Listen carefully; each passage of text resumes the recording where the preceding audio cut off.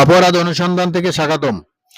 Dhumpara সাগরপাড় road pocket gate সংলগ্ন আফজাল হোসেন স্বপনের পরিচালনাধীন গোলাম Sabbir store নামে পরিচিতির মাধ্যমে এলাকার অলিগলির ছোট মুদি দোকানগুলোতে মুদি পণ্যগুলো সুলভ মূল্যে বিভিন্ন পণ্য আমদানি ও রপ্তানিযোগ্য পাইকারি ও খুচরা বিক্রয় করে থাকেন।